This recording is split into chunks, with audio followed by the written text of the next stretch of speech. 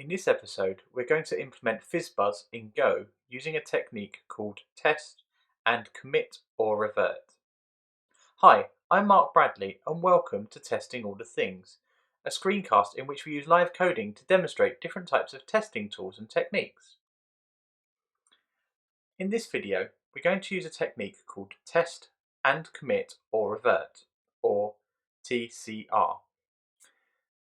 This is a technique to encourage you to write incredibly small tests and implement the smallest feature and work in very small increments. The technique was developed by Edmund Strum and Kent Beck. Let's look at the code.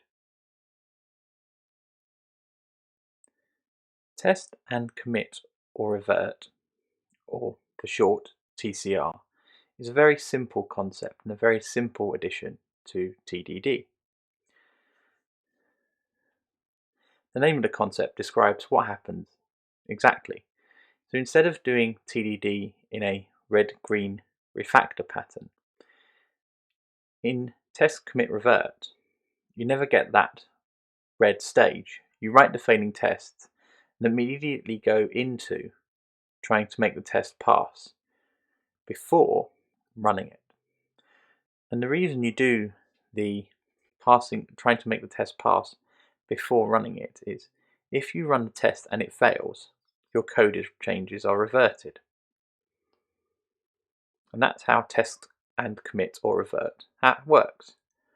You write a test, you write the code to make that test pass, and then you run your test.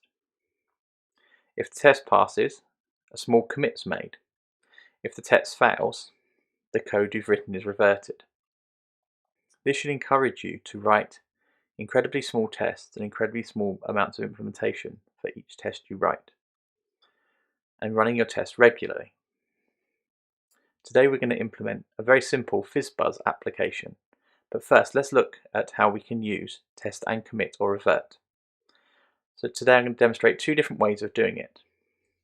The first is I've added a make target, which very simply runs my Go tests, and if they pass, it will commit with a message of work in progress, or if they fail, it will git reset hard and bring me back to whatever my last commit state was.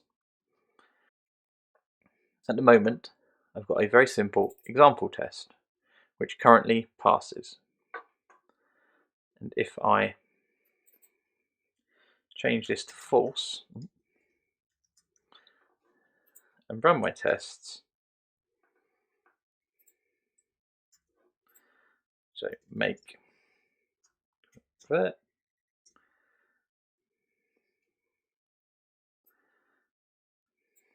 so we've now seen that the test fails here, so we expected true, but we got false. And we can see here we've now reverted back to the previous commit. So if we click here, we can see that this has been set back to true and true, the last passing state. If we added another dot, let's look for a false, and we actually give it false, and we can run our test. There we go. And we have a new commit now called whip. Then if we make this fail and run our test one more time, and we're now back to the last point that our test all passed. So that's one way of doing it, quite simple, with a make file and a very simple make target. But I have found that there is also a really lovely plugin you can use that does this for you and gives you a few more options. So let's look at that.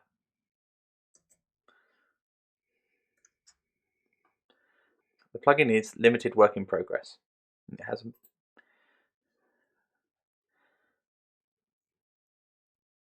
a few different ways to. It's got the auto revert and change side watch. But today we're just going to play with the test and commit or revert functionality. So you can set it to do, so if we turn it on, so when the tests pass, it can commit, amend a commit, commit and push, or open the commit dialog. It's up to you and how you want to work with it. So we'll leave it now for just committing. And it's going to use the last commit message. We'll just do that, that's fine. And we won't let it make it notify us on our revert. And one really nice feature of this, which I quite like, is that you've got this checkbox which says it won't revert the tests. So if you've written a test and your implementation fails, your test will remain whilst your implementation code, which hopefully should be some very small changes, will go. But for today, we're going to leave the tests also be reverted to make it a little bit more fun. That's what we're going to use today. So that's now enabled. Close that and do the same here. So if I do s.true, give it true, and I run my tests.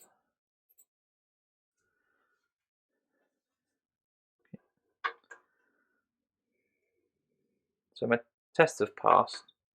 Now if we check the git log, we can see we've now got a new commit, empty message. The plugin is all working lovely. And we can just go back and check that. We set this to false and run our tests. Tests have failed. And we've gone back to true, our last working state. So that's how the plugin and the make target work. If you want to play with this, you could play with either. They're both really good ways of playing with test and commit or revert. And now let's get on with trying to implement FizzBuzz with this turned on.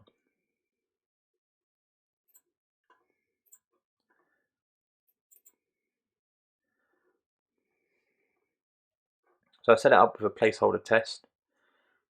One thing I found when I did this as a PHP thing is having a test set up before you turn on test, commit and revert feature was quite useful, because you know you're in a place where the test setup works. And I twice in the previous video managed to completely wipe out all of the test setup. Was good fun, but not terribly useful. And a useful thing to learn about test, commit, revert I found was to be in a place where you're ready to run tests and ready to start writing tests before you turn on the reverting or committing. So let's make a start. So our first test will be test 1 unchanged.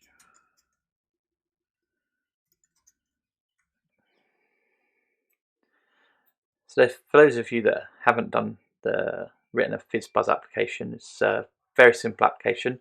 We're going to give it a collection of integers, and it's going to return a collection of strings. And if the integers it's given are divisible by 3, it's going to replace the number with fizz. If it's divisible by 5, it's going to return buzz. And if it's divisible by 3 and 5, it will return FizzBuzz. A very simple problem that seems to come up in technical interviews every so once in a while. And I thought it'd be good fun to just go and do it and see what happens if we make mistakes. We'll add our first test, so we want to check that 1 is unchanged. So we will do, so result is fizz, spell it right, buzz.run, and some ints. We want to give it 1, and we expect s dot equal. So the expected is string, sorry, 1. Oh. So now we need to go and create a new file.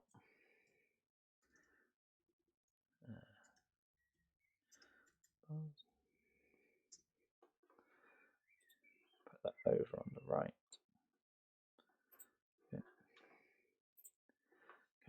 So we're rolling. So we need a function called run.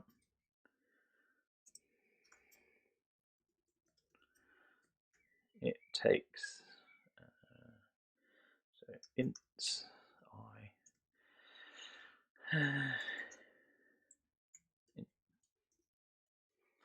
so and returns string.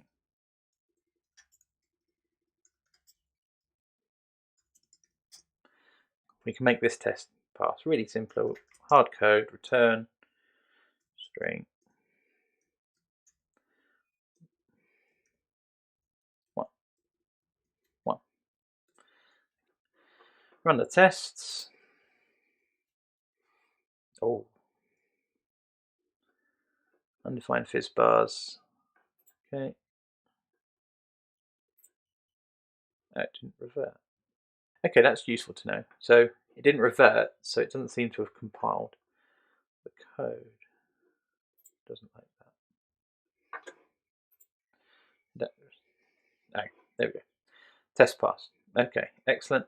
So that passes. And then we can add our next step. We know that it keeps the integer 1 and returns it as a string with the same content as 1. We'll go to the next number now, so 2. Just copy and paste this test, speed ourselves through it.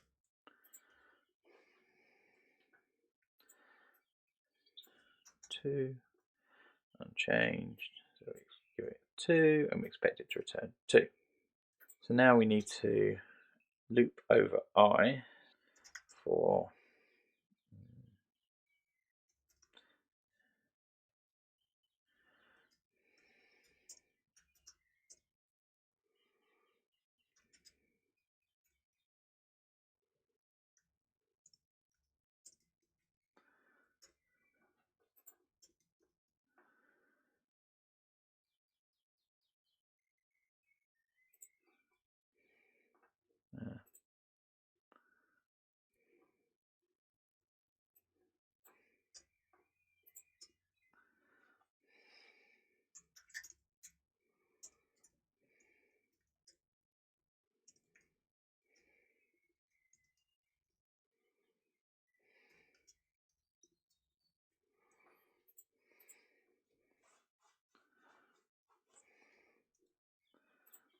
is that?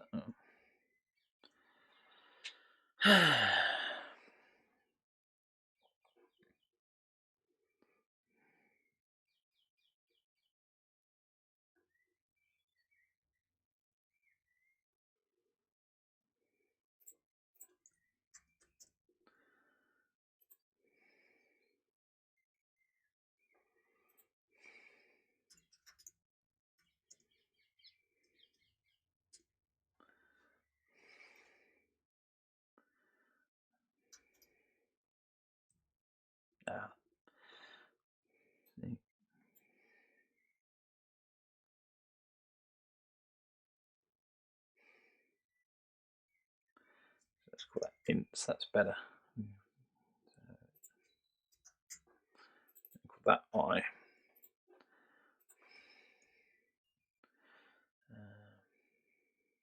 I to A I. Oh, yeah. What was I doing? Not constraint. There we go. Strings. Strings. Return strings. Okay. That should make our tests pass, both of them. Excellent. So our tests are passing. So we now come to the number 3. So we take test again, run it again. So 3 should return fizz.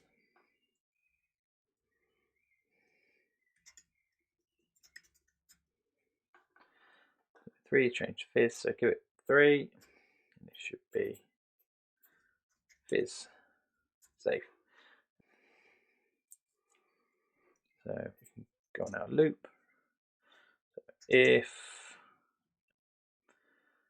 I 3 0 strings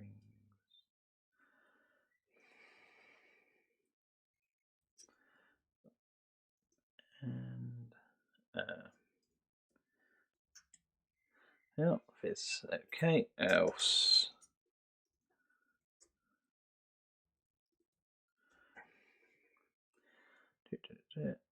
lovely. Let's run that. Oh, well, what did I do? Hang on.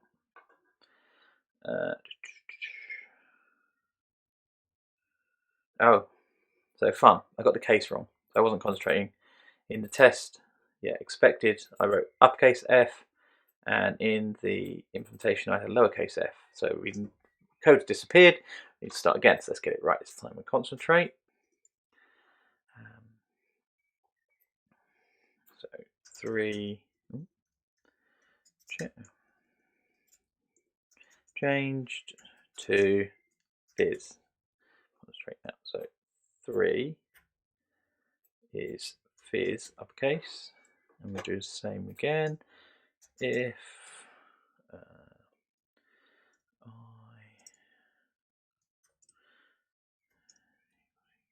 0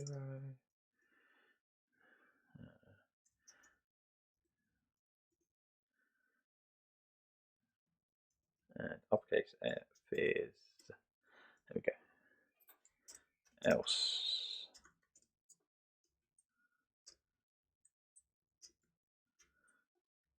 Okay. Run it. That's better, and this time we have a commit. Step on now, and we can do func, just copy and paste. So we'll step straight into 5. Copy, so 5, and 5, return, change to buzz. So 5, buzz. Oh, okay. We can do really simple. If we copy that, not nice, but it will make it pass at least. Else if 5, then change it to buzz. Save and run the test. And the code was right. We can move on. Let's now move on to the next test, and we want to test the FizzBuzz case. So the first number that's divisible by 3 and 5 would be 15. So let's take that.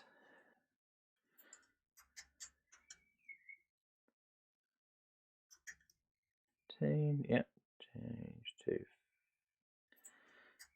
FizzBuzz. So 1 and 5 and FizzBuzz. Save. Oh, no, hang on. Oh, I didn't run it right. One thing I did learn in the last video was definitely don't have auto tests running, so tests running when you save, because that would have meant just saving just then would have meant all my code disappeared. I also found that actually as you move between tabs in IntelliJ, as you move to this tab is saved, your tests run and you lose everything, which again, great fun to watch, not so much fun for me. Let's make this test pass. Let me have a look. So if by 3 and 5.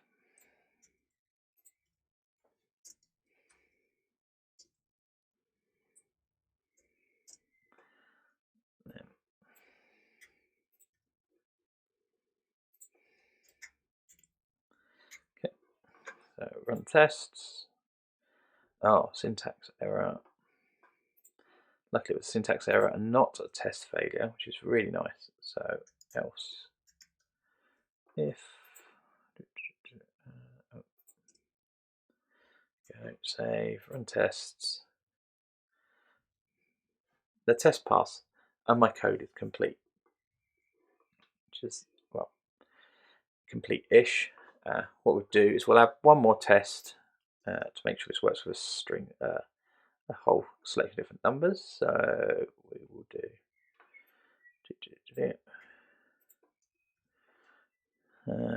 FizzBuzz test many numbers. We'll go 1 and 2 and 3.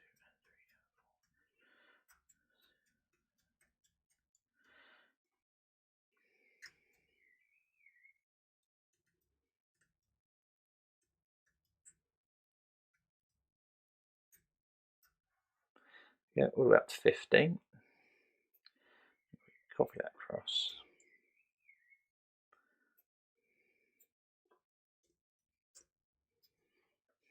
So as long as my maths is good,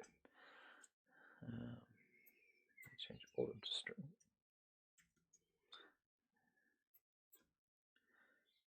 That's why everything needs to be a string.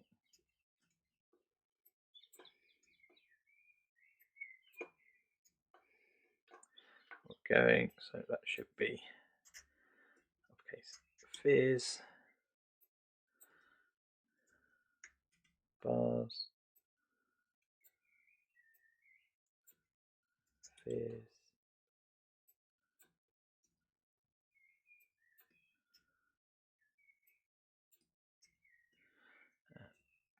fizz,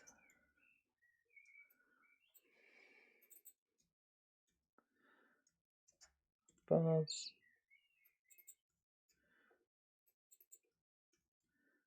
fizz,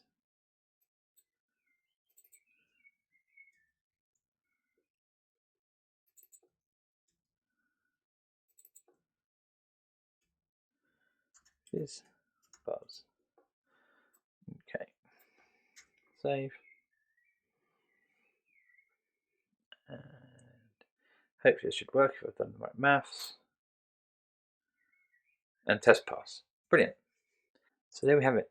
That was a very quick implementation of FizzBuzz. It's not completely neat, but it more was there to show you how you can use test and commit or revert.